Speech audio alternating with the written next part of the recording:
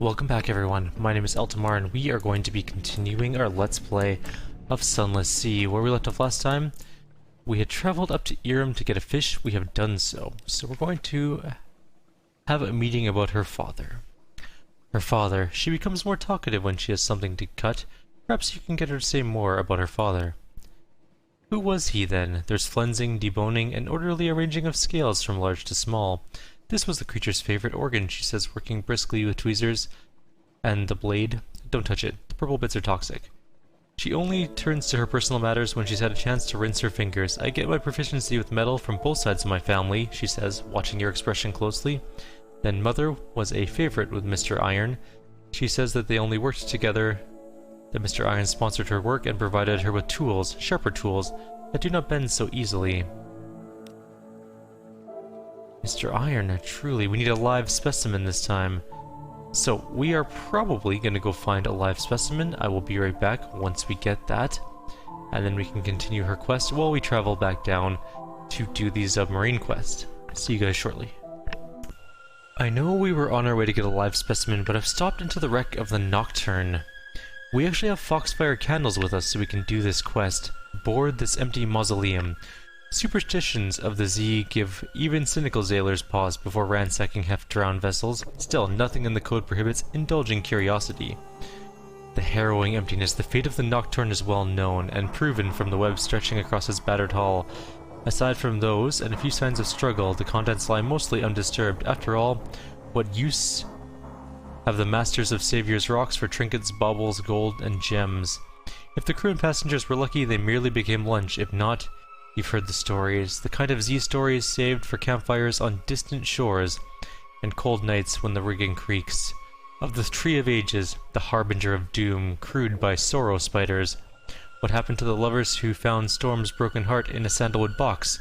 The suicide songs of mere superstitious nonsense, of course. Of course. Even so, it remains a relief when the candle finally melts and it's time to leave this place to the waves and rock. I guess that's it for here. Nothing to do here at the moment. We are out of Foxfire Candles, but we got to go see the Nocturne. That was kind of neat. I'll be back shortly when we get a live specimen or reach our Zubmarine location. See you guys shortly. We have stopped off in Port Cecil, and we've gone into the Pulse of the Principles. We can give the Principles heart metal. It's one of the pieces we need. I long for my ending, but I fear it. This is needed to encase my fear. Ice and oysters, the trap jaws. Give me courage. I want so to be less. Give it to me. We got 7 new scintillac. We lost our heart metal ingot. We gained a secret. We have given him a piece. And now it is time to leave. We're gonna buy some fuel, because we need to. We always need fuel. I don't think there's anything else to do here at the moment, other than gather a port report. I know you can get a living specimen here, but we did not get one, so that's okay. We'll continue looking around and find one elsewhere. See you guys shortly. While exploring around a little bit, I realized at Saviours Rock here there's actually a dock. So the creepy spider place has an actual dock, which is good, I guess. The sound of their constant motion is like pebbles on a beach. The scuttering reaches, intricate webs stretch into the darkness where the shadows are never entirely still. We're not doing any of these things because we are gonna die horrifically. Look at that 18% challenge. Let's not do that. Preparing for the festival of Silk, sorry. The glumness of the nativity is broken by the reds and golds of freshly hung banners. Spider-worshipping weavers and widows guide the traders in readying their celebration of gratitude to the generous neighbors that silently watch over them from the shadows. We can assist with the festival preparations. We can do the haunted doctor. Please, I must leave this terrible place. The sorrow spiders will not take me back. Please. We'll take him along. Why not? The haunted doctor hurries aboard the ship. He pauses, looking at the cursed wasteland of Saviours Rocks. The lady said I would never be able to get it back once it was thrown away. I see she was... Never mind. Is this my cabin? Yes, it is more than I deserve. Appoint your new officer. So we have a haunted doctor now. We'll grab a port report. we lost to mushroom wine, the silk traders don't talk much. In particular, they don't talk of the sorrow spiders at their feet, over their heads, or crawling over them as they sleep. Spiders will not be having that kind of talk with the generous neighbors, they say with haste in raised voices. A delivery of trinkets. An almost entirely legitimate silk trader urgently requests your help with a delivery to fall in London. Sure. Just trinkets, confirms the man, holding out the box. Shaking it, you hear a rattling and see a sudden look of horror on the man's face. He says nothing, though, merely backs away, as quickly as good manners permit. You can trade supplies for silk. Maybe. We'll assist with festival preparations. The assistance of an experienced captain and crew will hardly be turned down.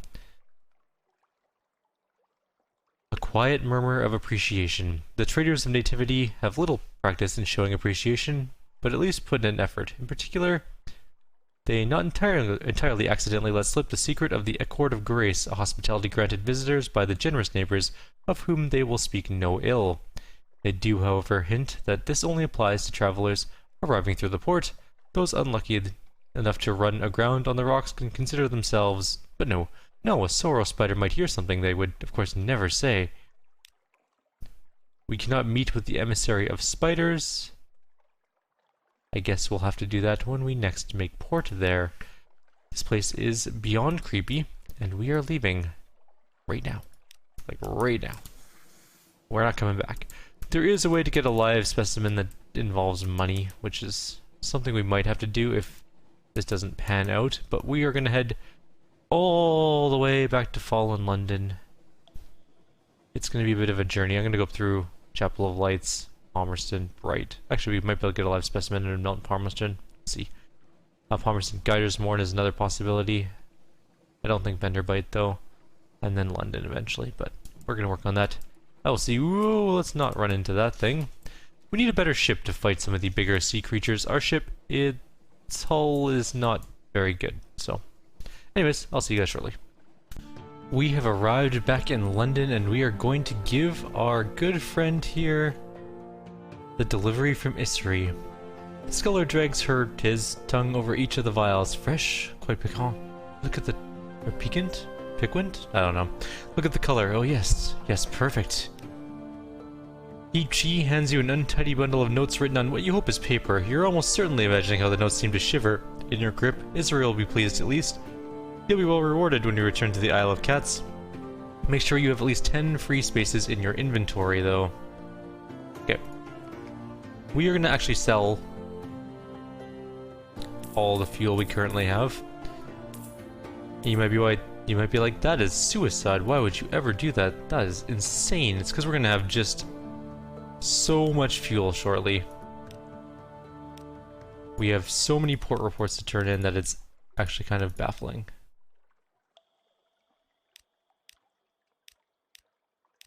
We are going to be literally full up on fuel probably by the time we leave again.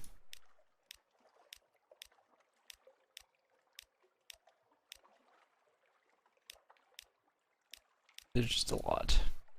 We're already back up to 15 fuel, which I think means we're almost at hold space. We might actually have to sell more. Oh, that's it. When's our next area? Wither, far north of London. I don't think we've ever been to Wither before. We should probably go look for it. How's our hold doing? We're full. That's all we can get. Although we should probably sell some fuel or something to make room for some more supplies, because supplies we're a little bit low on. We could also sell some of this Scintillac we have a ton of. There we go. That's a little bit better. And we have some wine still, but we'll keep that. We have some spider silk. We'll keep that as well. Alright, let's buy some supplies. We have a couple spaces. There we go. So we arrived, we did our things like we were supposed to. We're going to check our lodgings. There's nothing to do here though, is there? How much is a townhouse? We could buy a townhouse for $1,000. I don't know what that gives us though. Might be worthwhile. We need to pick up another agent to go drop off in a new port. And what else do we have for him? Our revelatory chart, we're not going to give him of that. We're keeping one of those around for ourselves. You know what we could do? Sell some of these Memory of Distant Shores. We have just tons of them. We'll go down to like 10.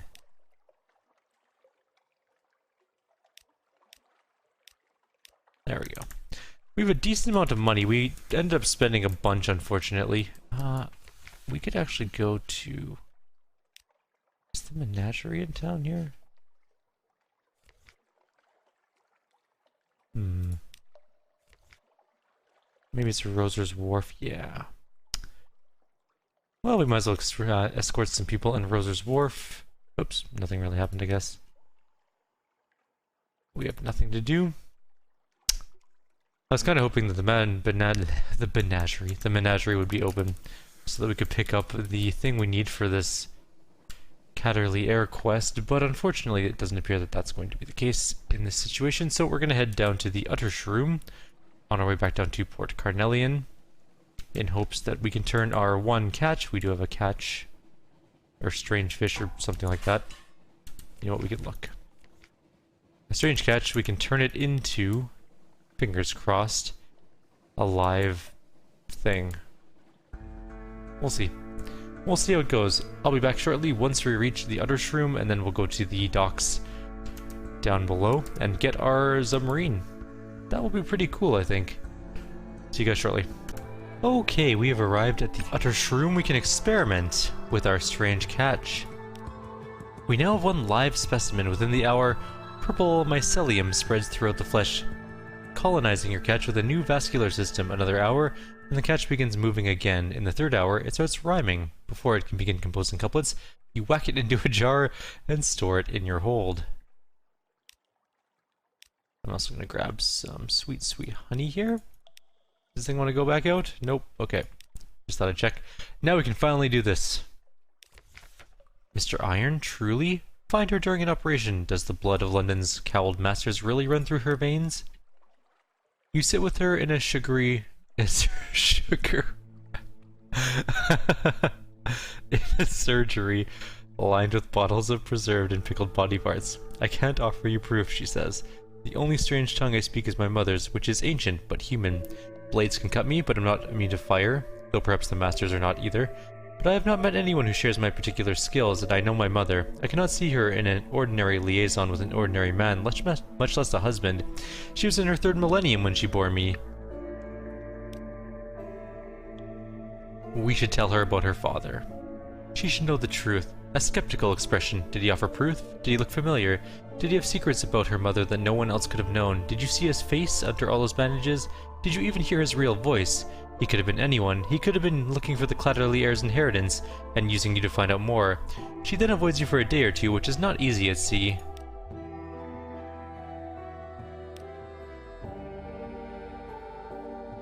We need a Clatterly souvenir thing. Explore her surgery. On her shelf she keeps things preserved in alcohol or packed in oil, things she cuts from her patients. These are souvenirs, she says. Here's a patch of skin from the palm of a woman's hand. I took it from her in order to cure her of the urge to adultery. Now she wears gloves, but she's kept her marriage. There's more difficult work I could be doing. She is playing her blade between her fingers. Did you know my mother operated on the bazaar itself? She could not away its cladent lobe. Well, she cut away its cladent lobe so that it would be at peace and not have to wander on and on. But the operation changed her. She got some of the ichor on her skin. Tell me about this lobe.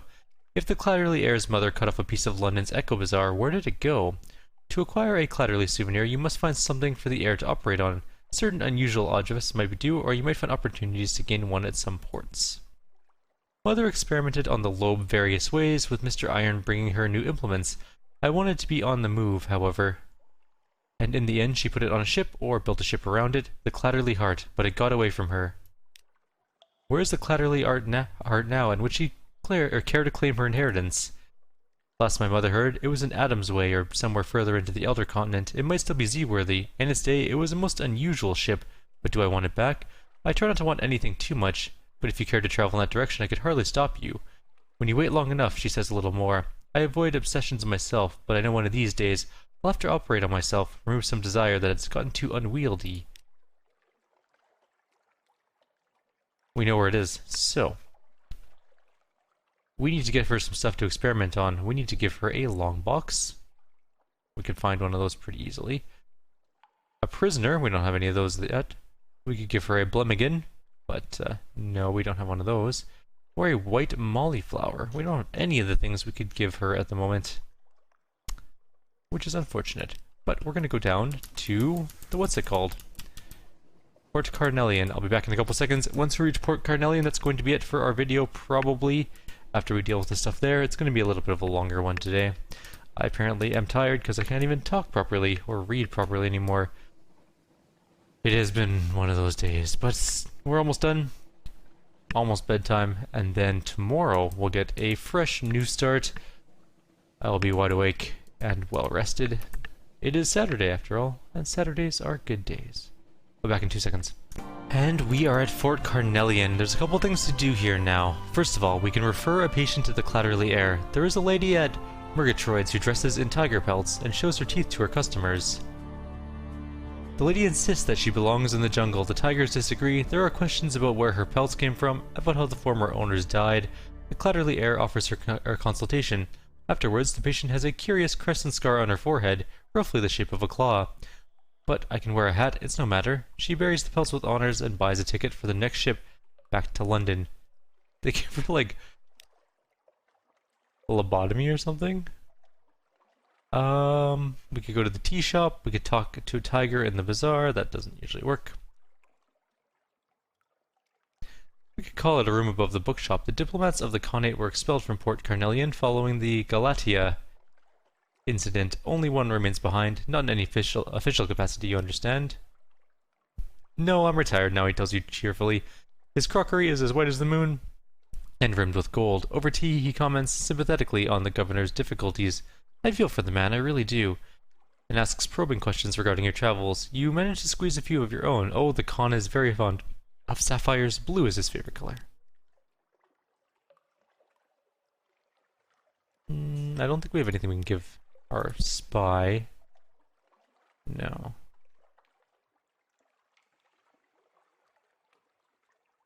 Nah.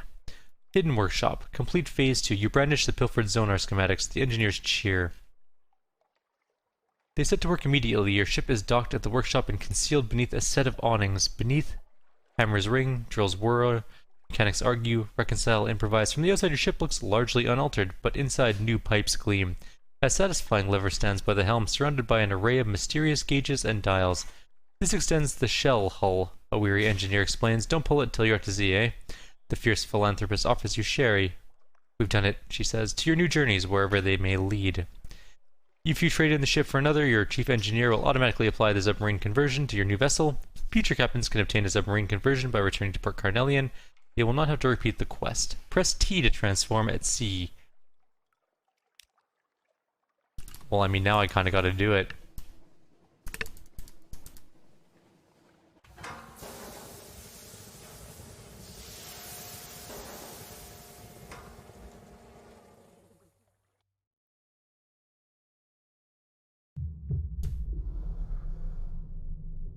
Well, that is really cool.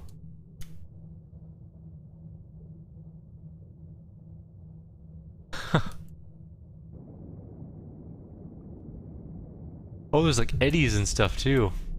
Cool. That is so neat. What is that? I just ran into— oh, you can run into the stuff on the seafloor. Whoops. Alright, let's go back to the surface for now.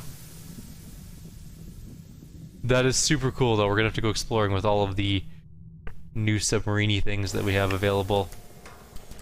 But for now, we're gonna head back to other ports. I'm gonna go explore around and see if we can't find things for the Clatterly Air to do so that we can eventually, fingers crossed, talk to her about her dad and get our own better ship, because that ship is so much nicer than ours, and I really, really, really want it. I guess I will see you guys in the next video tomorrow, unless something really super exciting happens on the way to these different docks, in which case I will pause the game and then we'll do more videos tomorrow anyways, but we won't get as many things for the Clatterly Air. Have yourselves a wonderful evening, and I'll see you all next time.